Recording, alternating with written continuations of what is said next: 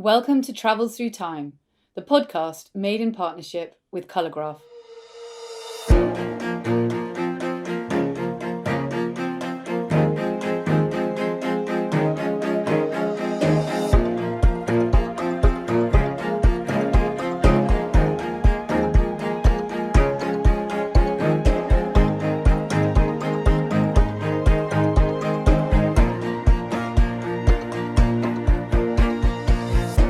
Hi, I'm Violet Moller, and this week we're embarking on an extraordinary adventure in 19th-century Afghanistan.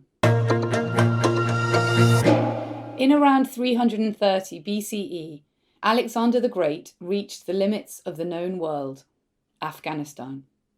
On his long and violently successful journey from Macedonia, he founded many new cities, a chain of Alexandrias stretching across North Africa and Asia. Some of them flourished, others did not.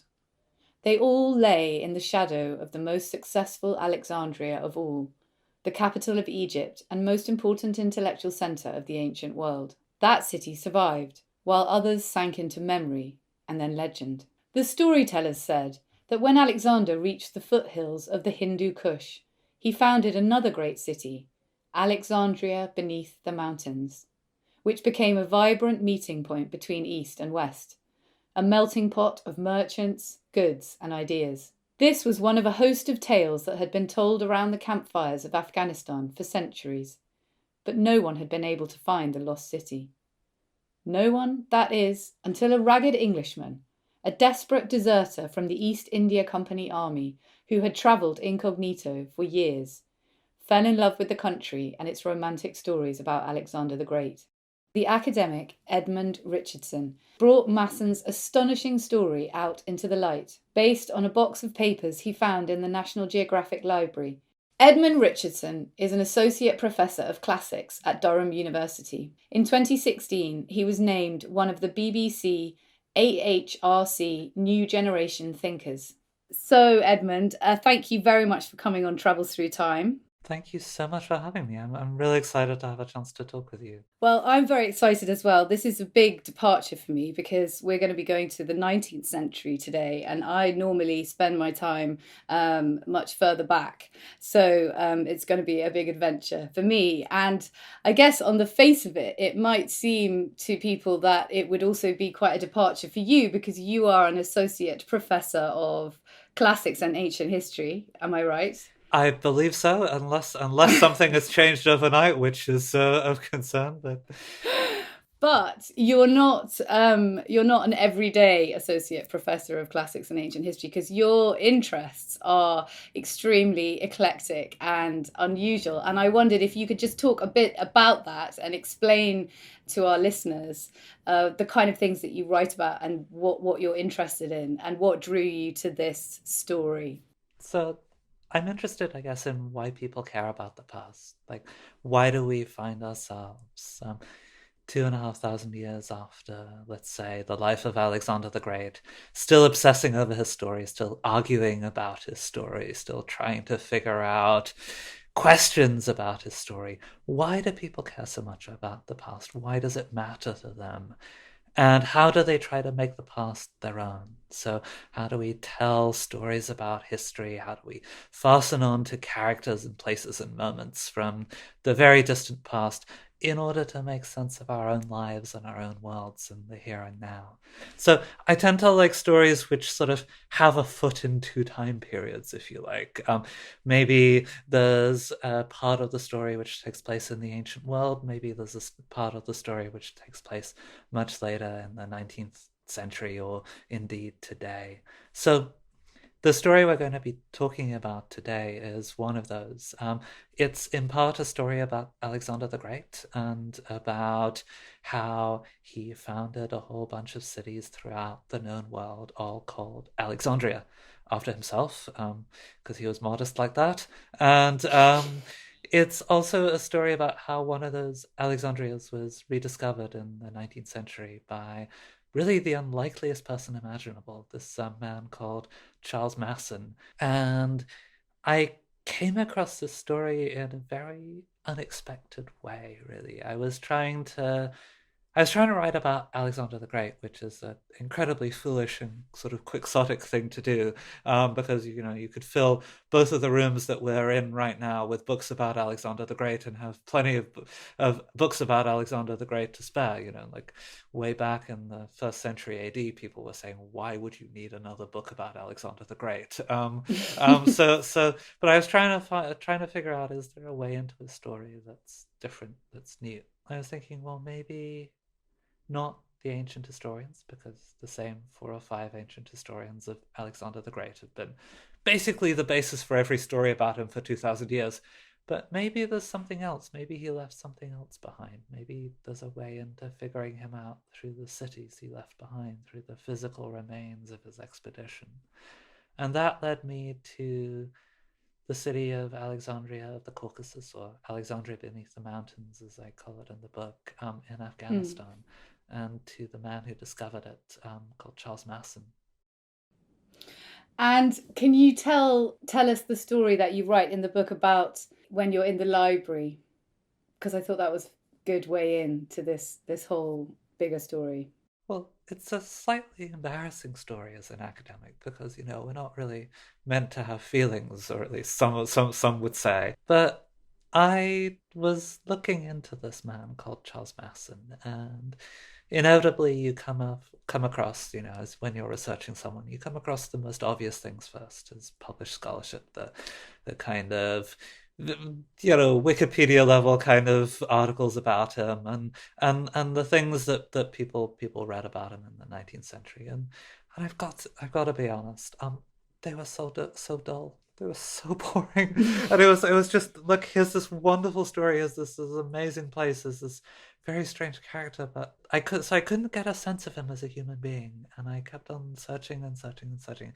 There's this facade, this academic facade of where you're struggling to see the person behind it.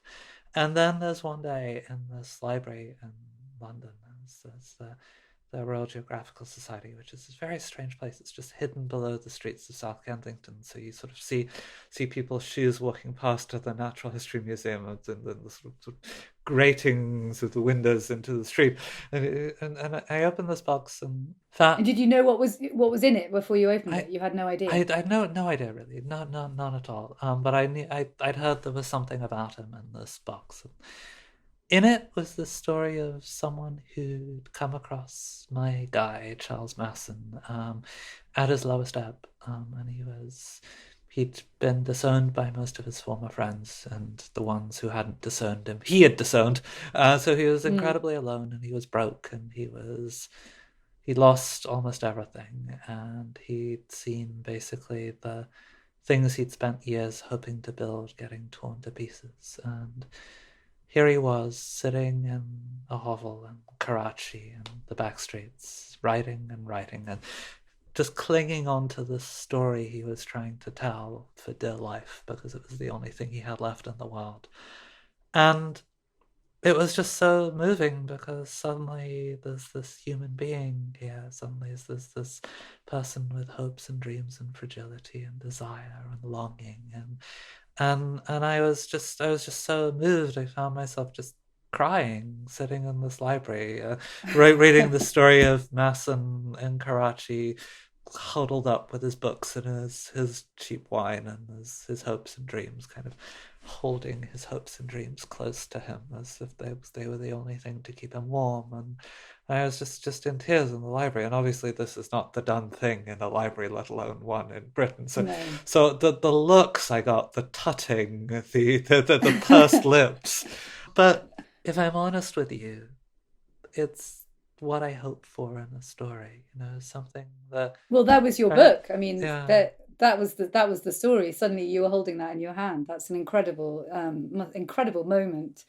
So we've now had this very, very evocative image of Charles Masson at the end of the story. I think now we need to go back to the beginning. And before we get into the details of his extraordinary life, can you set up for us the situation? So we're in the sort of early mid 19th century in India. There's the East India Company and then the British government, and just explain a bit about how that all works. India is gradually falling under the control more and more of the British East India Company. And I know you had a wonderful episode with William Dalrymple telling this story Yes, we much did. better than I ever could. But essentially, the British East India Company has started out as a very kind of low-level trading company with a few coastal outposts, and gradually has been, over the last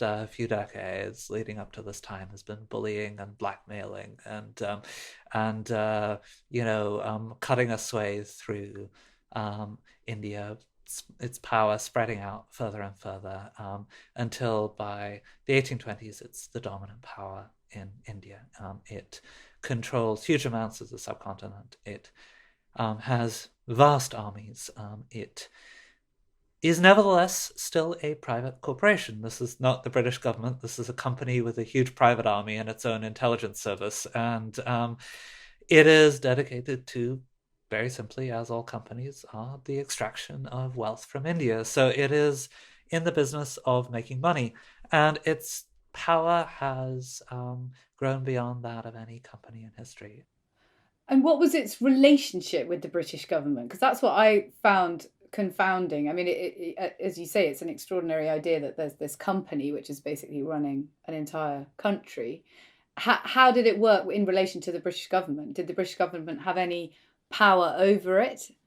It had some power and some influence, and more it was beginning to realize that it had kind of created a monster and was trying to Mm, bring this company under its control. That happens more and more over the course of the 19th century, and the East India Company kept getting into difficulties and running out of money or starting wars it couldn't finish, and it kept on having to get bailed out by the British government. And with each bailout came more and more official control.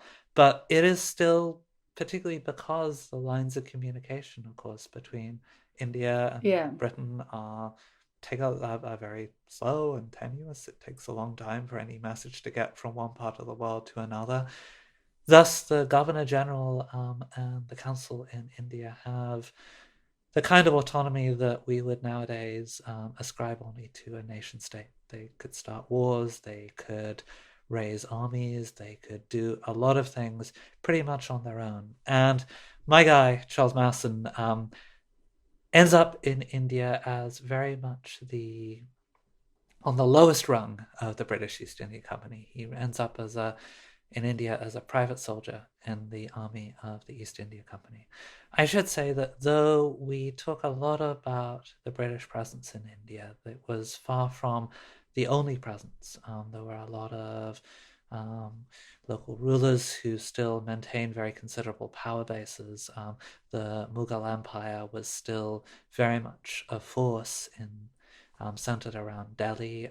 To the north, there was a vast and incredibly well-run empire centered around Lahore, the Sikh kingdom of Lahore, run by Ranjit Singh, the great Maharaja.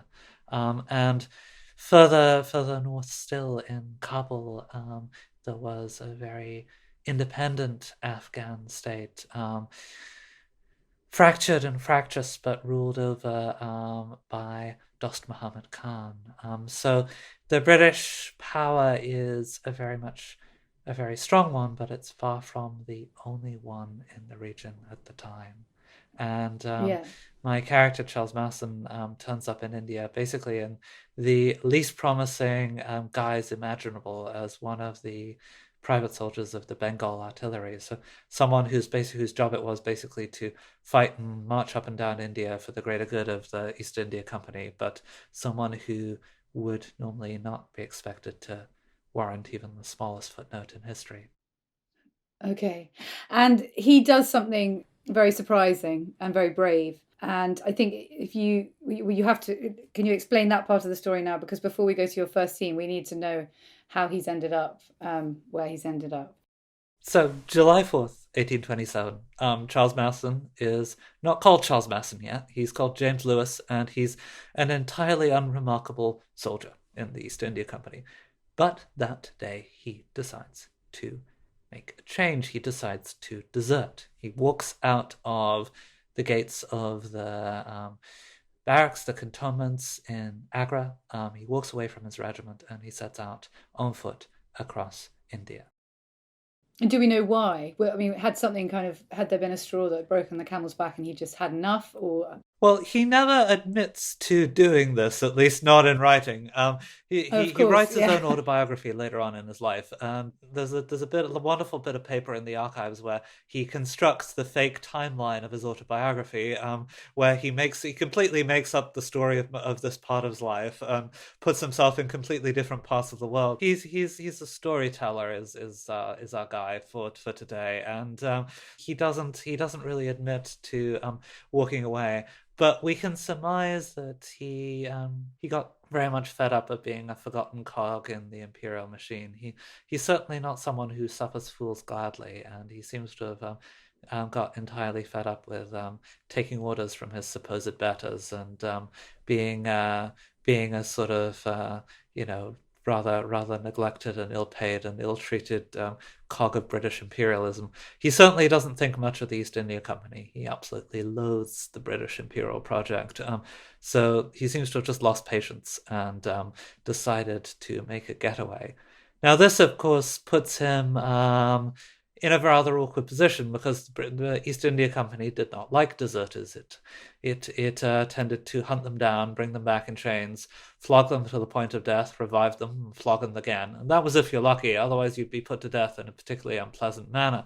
So he sets out across India. He owns only the clothes on his back. Predictably, he does not do very well for himself. He almost dies several times. He ends up robbed down to his underwear, then almost starves on a mountain, then he almost gets frostbite, then he's saved by the kindness of strangers again and again and again. The number of times, I swear, the number of times he's robbed or almost killed is quite eye-opening. But gradually he learns to survive. He learns the power of stories. He learns to turn himself into a wandering doctor, an Afghan holy man. He sometimes appears as he learns the local languages. He makes himself someone who is almost this Quicksilver character who can appear as pretty much whoever you want him to be. And he gradually falls for Afghanistan and for India. He sees that part of the world in a way that no Westerner ever has before, because every Western traveler through this part of the world has done so with guns and servants and retinues and high status and official permission. Masson has none of these things. He just wanders into a village and begs for shelter. And so impressive how he survived. I mean, the sort of physical endurance that he must have had is just really, I mean, the story about him getting through the desert right at the beginning of the journey. I mean, yeah, amazing, really amazing story. So can you tell us which year and why that you'd like to travel back to today, please? So I'd like to travel back to 1833 because this is where the story of Charles Masson changes. So far we've been talking about, he's a traveler, he's a curious guy, but it's not quite clear why we're talking about him, because there's lots of travelers and curious guys and people who are wandering around India and Afghanistan. But this is where the life of Charles Masson changes forever, where he turns from an ordinary soldier or a ragged traveler into someone who quite literally changes history, someone who doesn't just change history, but changes the way that we today see the world. And how did that happen, and why did that happen? How did he fall so under the spell of the legends of Alexander the Great that were circulating at that time? So in 1833, he's living in Kabul. He is, as you say, absolutely obsessed with Alexander the Great. And part of that is obviously that, the British at the time did tend to see India and Afghanistan through the eyes of the ancient past, right? The most reliable book on Afghanistan at the time in the 1830s was in fact Arrian's History of Alexander the Great, right? And this is a book written 2,000 years ago by a Roman who's never been to Afghanistan, right? This is the most reliable British account of Afghanistan at the time. So It people says are, so much about the British and the whole sort of colonial project, doesn't it? it really does, that they really saw the world through the eyes of the past, and really imagine themselves following in Alexander's footsteps.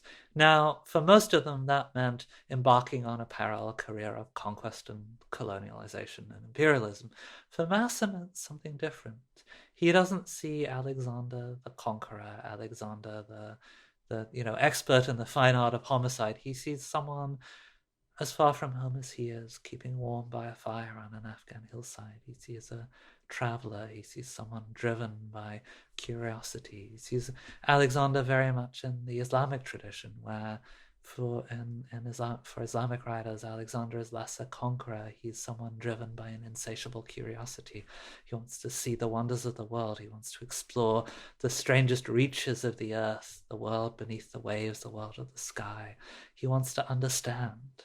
And that's the Alexander who Masson falls for, and that's the one he's hoping to uncover. So he's hoping to basically, Masson stakes everything on trying to find one of Alexander's lost cities. And I've gotta tell you that at the time in the 19th century, this is like finding Atlantis. It's like finding, the secret of the universe. If he could find an Alexandria, one of Alexander's cities, because he founded Alexandrias wherever he went. He founded them in Egypt, he founded them in Greece, he founded them in Persia, in India, in Afghanistan. He founded these things wherever he went. He's like the Johnny Appleseed of cities. It's just absurd number of Alexandrias. Masson knew that if he found one of these cities, he would turn from a forgotten working class kid into, it would make his name. It would make his fortune. Because remember, as we've been talking about, Britain is utterly smitten and obsessed with Alexander the Great. So if you can fill in a bit of that story, then suddenly you're someone. And then maybe he won't be shot for deserting as well. Yeah, maybe he gets to live. Maybe he gets to be famous. Maybe he gets to kind of, turn from this person whom society kept telling, you don't matter, into someone. So that's a big incentive, definitely. Yeah. Okay, well, I think now's the perfect time to go to your first scene, where we join Masson in Kabul. And can you describe a bit? I know that the first scene is actually winter, but the description, and I've read other descriptions of Kabul in other places, and it just sounds like the most incredible place. So Kabul is, in the 1830s, it's one of the wonders of the world. It's this ancient, beautiful city. And you approach through the mountain passes, and you see the plains open up, and there's this glorious expanse of formal gardens and orchards and fruit trees. Obviously, not so much in the winter, but in the summer, if you approach Kabul, it's surrounded by formal gardens, many just laid out by previous kings and emperors. Babur, the first Mughal emperor, has set this wonder of the wondrous pleasure garden beneath the city walls, and the air is heavy with the smell of roses and fruit trees and blossoms. And you ride up to the city, or walk up to the city, and it's set beneath the mountains, beneath the Caucasus Mountains, and essentially the city slopes upwards. So you walk in through the gates, and you go up and up and up through these winding streets, with beautiful old houses on either side, and mulberry trees peeking out from behind their walls, and you plunge into the bazaars, which are one of the greatest markets of Asia. So there's people selling fruits and vegetables, and there are wandering storytellers. We'll come back to the storytellers in a minute. Definitely. There are holy men and travelers and merchants from all over Asia. So there are Parsi traders from Bombay. There are people coming from China, from to the deserts from across. There are people coming from Russia, from India.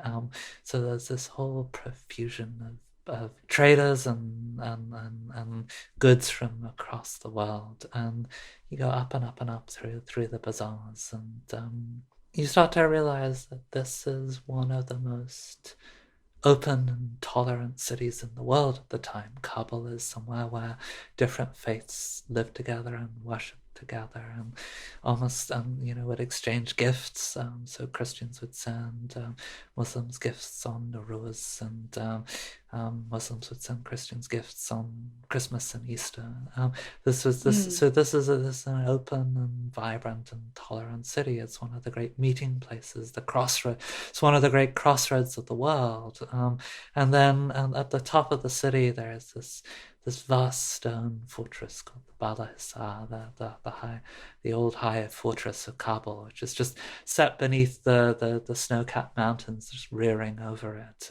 And this is the home of Dost Muhammad, the ruler of Afghanistan. So Kabul is a place of wonders, and it's a meeting place magical, of the world. Just magical. Yeah. And here we find Charles Masson, and he's been hearing all these stories about the location of Alexandria Under the Mountains. What does he do next? So Masson is trying to find the city, as you say, Alexandria beneath the mountains. Obviously, deciding you want to find a lost city is all very well and good, but then what do you do next, right? Because particularly when you don't have much to go on in terms of Western scholarship. Because, as we were talking about a little while ago, the best British guesses on the location of the city were based on, a Roman history book from about 2,000 years ago. None of the people who were writing about Alexander the Great in Europe had set foot in Afghanistan for over 1,000 years. And were there no Afghani sources, local sources available, apart from the we're going to talk a bit about these stories in a minute. There were no, maybe there were, but he didn't have access to them. I don't know. So there are some local sources, but they are very much not ones that were in wide circulation at the time. And also, it's the thing about European scholarship at the time. It tends to privilege European sources over almost every other one. So the histories of Alexander the Great were being written essentially solely through Greek and Roman sources at the time. They weren't using Egyptian, Persian, Afghan, Indian sources at all. And Afghanistan at the time had really not been, no one had really done much in the way of archaeological excavation. No one had looked at what might actually be hiding just beneath the surface of the ground. So really the best European guesses for the location of this city of Alexandria beneath the mountains were hundreds and hundreds of miles away from Kabul. Masson, however, thinks that it must be closer. He's pretty sure that it must be somewhere near Kabul. Because after founding this city, Alexander pops up somewhere else a few days later, and he knows from crossing out Afghanistan on foot on his own, he knows that that limits the locations of this city pretty radically. So his own experience of crossing Afghanistan tells him where this city might possibly be. He knows it's got to be within striking distance of Kabul, but where exactly, he's still not sure. So what he does is something quite interesting. He goes to the bazaars of Kabul and he listens to stories. He listens to the stories about whether anything strange has been found anywhere near Kabul. He's wondering, have any ancient artifacts been found? Are there any rumors about an old city or a ruined city or a place that was once inhabited long ago? And he just wanders around the bazaars and the snows, and he listens to the storytellers huddled around fires and huddled around braziers, and he keeps his ears open for anything that might be a clue to this place, which no scholar in the world, no one in Europe, no one in the West has a clue about where it is. That's such a wonderful thought, isn't it? And so clever of him, because of course by this stage he'd learnt all the local languages fluently, and as you say, you describe in your book how he sort of disguises himself. I mean, I guess by this point, it's not really a disguise, it's just what he looks like because he's. How do they. I think the Afghans call him the strange bird. Is that right? Yeah, Because he looks pretty weird. He's sort of skinny and he has red hair and definitely doesn't look Afghani, but he does pass himself off as various different things, doesn't he, at various points? yeah. So he's a very obviously he hasn't he's been on the road for years now, and still has no money, still has no support. So he's this bedraggled looking guy. We have a couple of other people's descriptions of him, sort of dressed in rags, no socks, sort of battered, a green cap on his head, a drinking cup slung over his shoulder. No one knows whether he's a traveler or a spy or a wandering holy man. No one has a clue who this guy is. Some people think he's a holy man and ask him for charms. Some people think he's a doctor and ask him to cure their sick relatives or their sick children.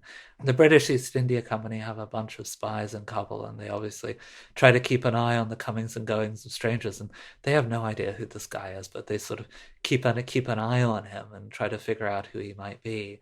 And Yeah. and the Afghans really don't care who he actually is, but are just very welcoming to him. But yeah, he's sort of slight red-haired, scraggly, blue-gray eyes. No one is quite sure whether he's a European or whether he's Afghan or whether he's from Persia. But Kabul is full of curious characters at the time. So he fits in So he fine. sort of blends into the crowds and for the most part goes unnoticed. We'll Hmm. come back to the few people who perhaps later Do who notice do him. keep an eye Yeah. on him and do try to figure out who he is. But Okay, well, I think we should go to your second scene now. So he listens out in the bazaars and hears all these stories, and these stories lead him to the plain of Bagram, and I believe that is the setting for your second scene. So tell us what happens. so in his wanderings around the bazaars of Kabul, he's heard one place come up again and again, and that's Bagram. And he keeps on hearing from the storytellers, from people in the markets, that ancient coins, ancient artifacts keep getting discovered on the surface of the plains in Bagram. Now, obviously, if you're plowing a field or plowing the soil of a plain and you keep on finding ancient coins, ancient artifacts in the topsoil, they keep on coming up when you're disturbing the soil. This suggests that there's something much bigger below, maybe even an entire city. So he's really excited, and he spends the winter dreaming and scheming. And when spring comes later in the year, he sort of tries to find out a way to get to Bagram. And he finally gets the blessing of the son of Dost Muhammad Khan, someone called Akbar Khan, who's a really important figure in Afghan history. And he rents a rather bad-tempered pony for a few rupees, and he rides out of Kabul in the summer of 1833. It's, fields of wildflowers and fruit trees, and he rides out of the city towards the plain of Bagram, and he's wondering if maybe he'll now find one of Alexander's lost cities. So he gets to Bagram and he asks in village after village after village, have any ancient coins been found? Have any ancient artifacts been found? And wherever he goes, everyone tells him no. No, nothing's been found. Those stories aren't true. There's nothing. There's nothing to that. And he gets disappointed and frustrated and sad, and he keeps going and going and going, and everyone keeps telling him, "No, there's nothing. We haven't found any ancient coins." And he's about to give up and go back to Kabul and be like, "Well, I guess that didn't work now, did it?" Back to the drawing board. And then, just as he's about to give up, an old man brings out a single ancient copper coin, and it's Masson takes it and looks at, holds it up to the light, and it's battered, it's defaced, it's impossibly old. And you can't make head or tail of it, but it's like this message from another world that tells him that the stories might just be true, that the rumors might just be true, that there might actually be something beneath the surface here.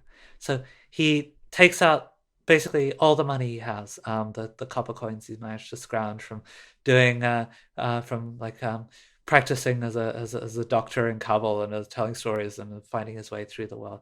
And he gives pretty much everything he has to this old man. And immediately, everything changes. One by one, all the people in the room start to slip out and come back with bag after bag after bag of ancient coins, of jewels, of gems, of fragments of pottery, of pieces of gold. And why didn't they tell him immediately? What were they afraid They of? had no idea he was planning to actually pay to start with, and they were worried that he would basically just take what they had, Right. and would set them to work, possibly by force, scouring the plains for more artifacts. So they thought that nothing good could come of admitting to what they had.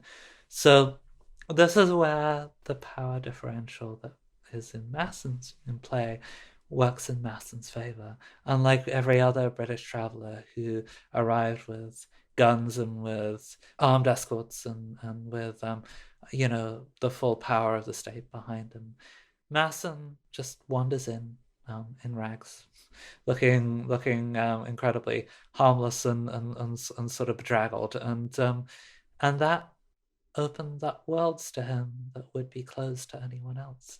That's so interesting, isn't it? That because he was so destitute and because he was so powerless, that actually was his way into the local society. It's amazing. It means he goes places, he hears stories, he has possibilities open up to him that no one else has. And I think it's very much one of the things that I really hope people take away from the book and from Masson's story, that there's Masson's approach to Afghanistan, which is to listen and to respect and to honor, right, the people he comes across, and that ends up with friendship and with respect and with this whole world opening up that no one else had guessed at. Yeah. And then there's the approach that the British East India Company take, which is to invade and to compel and to take by force. And that of course ends up with, I mean, it maybe needs to be said that, like, Afghanistan people, the Afghan people were incredibly friendly and warm and open and just utterly delighted to connect with people from the West at the time, right? There's Western travelers were made utterly welcome. The ruler of Afghanistan wanted to make a formal alliance with Britain. The idea of hostility between Afghanistan and the West was just not something that was even in play at all in Afghanistan at the time. And this only happens because the British decide that it's better to compel than to befriend. And I think the approach Masson took of listening, of learning, of respecting, of honoring, it feels like a great road not taken, if you like, in terms of the ways in which the world connects. And as relevant today as it was in 1833. Hello, it's Artemis. At Travels Through Time, we're incredibly proud to be partnering with Jordan Lloyd and Colourgraph. Jordan is one of the world's leading visual historians. Through his excellent craftsmanship, he brings black and white photographs of the past to life in startling colour and clarity. Jordan's extraordinary work, as well as that of his contemporaries, can be found on the website colourgraph.co. At colourgraph.co, you'll be able to explore the process and history behind the colorization work, but most excitingly of all, you can also buy some of these beautiful photographs as museum-grade fine art prints. They make an unusual and striking present for that friend or family member of yours who loves the past, and they're an excellent addition to any room. Whether it's a colorized photograph of the US Capitol building from 1846, or a candid shot of the Beatles from 1964, you're pretty sure to find something that enchants you. I know I certainly have many times. It's hard to explain really over audio just how cool these prints are, so I encourage you to have a look for yourself at colourgraph.co. What's more, Travels Through Time listeners get 10% off when they enter the code TTT at the checkout. So fascinating. Right, I think we should go to your third scene, although I feel like I could talk to you about this for hours and hours. We have to move on. We have to move to northern India, to a small town and a slightly less pleasant character than Charles Masson. So, can you take us there, please, Edmund? So while Masson is happily starting to uncover Alexander's lost city in background, while he's wandering around the plains and finding ancient coins and gaining the trust of local villagers, other stories are also in play. The British East India Company has had its eyes fixed on Afghanistan for years. You have to think about this. The East India Company is essentially just a perpetually hungry creature, right? It's never satisfied with what it has. It's always looking to gobble up more territory, more land, more money. I'm thinking the first multinational, possibly. I mean, yeah, I think that's how William Dalrymple puts it, which I think is wonderful. Oh, really? In The Anarchy, he thinks about it as like the first, and in many ways the company which kind of sets the tone for the worst of the multinational corporations. The ones we're living with today. Yeah. Anyway. So in northern India, in the sleepy small town of Ludhiana, lives the East India Company's spy master of the northern frontier. Is a man called Claude Wade, and he's a sort of sleepy, deceptively calm-looking man with the air of a sleepy spider, and he basically pulls on the strings of courts and rulers and informants, stretching up to Lahore, to the court of Ranjit Singh, the great Sikh Maharaja, into Afghanistan, and up to the Russian frontiers. So he's this very kind of, frankly, sinister. Evil. I'm going to say evil. Because he is. Blackmail and murders and assassinations and I think that qualifies as evil. These are his favorite things. But among his many informants is one in Kabul called Karmat Ali. And is a very hapless spy who keeps on getting into trouble and finding himself on the wrong end of various things. But Wade's man in Kabul has been keeping an eye on this stranger who calls himself Charles Masson. And like everyone else, at first he had no idea who Charles Masson was. But one day he hears a story about Masson where he was asked to write a charm to heal a sick child. And Masson grumpily agrees to do this. He doesn't really want to, but he's like, okay, well, anything for a quiet life, fine, I'll do this. And he writes the charm. But the spy realizes that as he wrote it from left to right rather than right to left. So in other words, he wrote it in the European manner. So while he's writing it in one of the local languages, this man is actually not Afghan or Persian or anything else. He's European. And that detail makes his way to Claude Wade in Ludhiana. And it fills in a piece of a jigsaw puzzle of a file that Wade has been building for years, because the man who calls himself Charles Masson has been popping up in one place after another, and Wade has been hearing rumor after rumor after rumor about him. In the autumn of 1833, the penny finally drops. The report from Kabul, plus another report by an incredibly strange American called Josiah Harlan, who's been kind of mercenarying his way around northern India. And who very much introduced Masson to Alexander the Great, didn't he? Because he was the sort of first person in the story who was really obsessed with Alexander the Great. He did. Harlan sort of meets Masson at the very start of his travels, just after he's deserted from the East India Company, when he's this incredibly hapless and ragged figure, even more so than later on. He doesn't speak any of the languages, and Harlan is obsessed with Alexander the Great. And Harlan becomes an informant for Wade and tells him about this man he met. And Wade realizes that the man who calls himself Charles Masson is actually Private James Lewis, late of the Bengal Artillery, wanted deserter. And 6 years may have gone past since Masson deserted from the East India Company, but the East India Company has a very long memory indeed. And Wade realizes that this man in Kabul, this unnoticed man who's somehow gained the trust of the local rulers, who seems to know everyone, who seems to be liked and trusted by everyone, this man is a wanted deserter with a death sentence hanging over his head.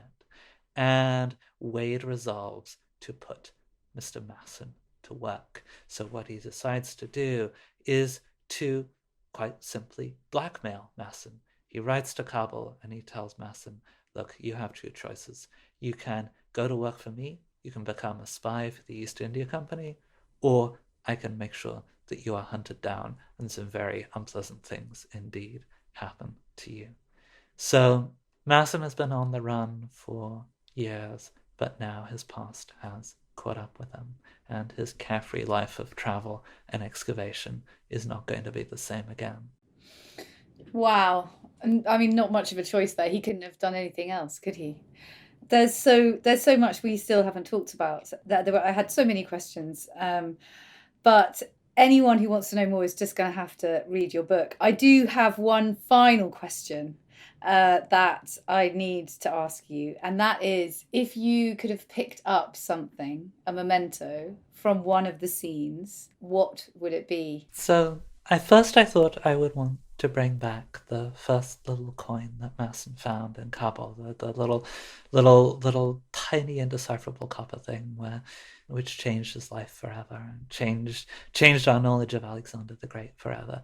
But on reflection, you know what? I think there's maybe enough bits of the past in Afghanistan being spirited away from Afghanistan and brought back to Britain in the 21st century. So I think I would choose Masson's drinking cup, that little thing he had slung over his shoulder that he carried with him on the road. This little memento of a different way of encountering Afghanistan. This little thing that he carried with him on the road, and which sustained him when he was just alone on a mountainside with nothing but his stories to keep him warm at night. That's a really wonderful choice, really meaningful, poignant choice. Thank you so much, Edmund. This has been really, really fascinating, and I urge people to go immediately and buy your book, Alexandria, The Quest for the Lost City, because it is an absolutely fascinating read, such a big adventure, and I can't recommend it highly enough. Thank you very much. Thank you so much, Violet. It's such a pleasure to talk, and I really appreciate it. That was me, Violet Moller, talking to Edmund Richardson the other day about his thrilling book, Alexandria, The Quest for the Lost City, which has just been published by Bloomsbury. I hope you enjoyed our conversation. Thanks for listening, and until next time, goodbye.